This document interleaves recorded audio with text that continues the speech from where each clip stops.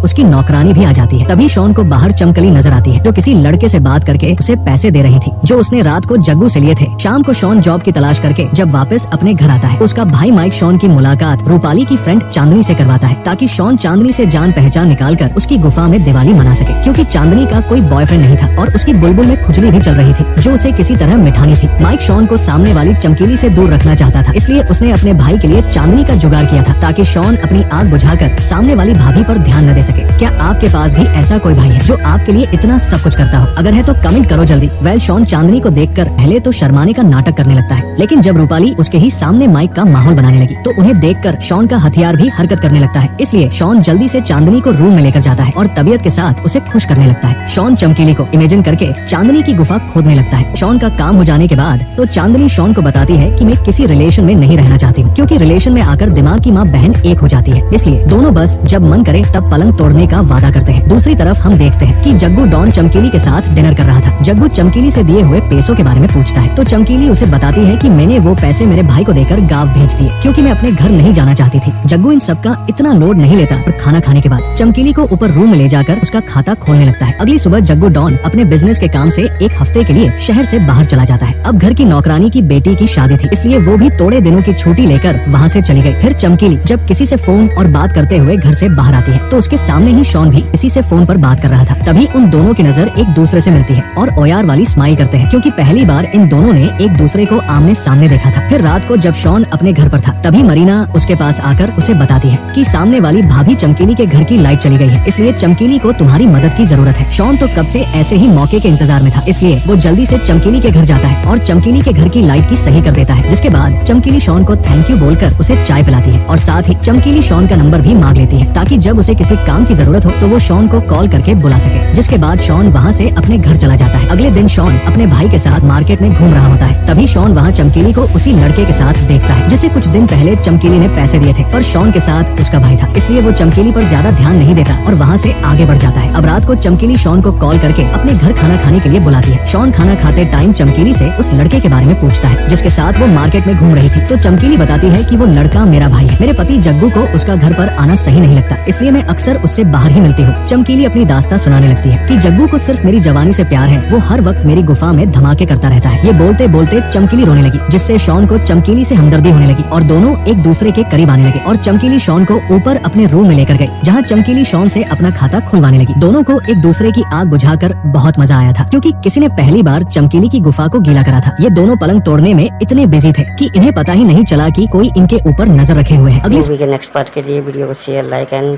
Channel को subscribe करें।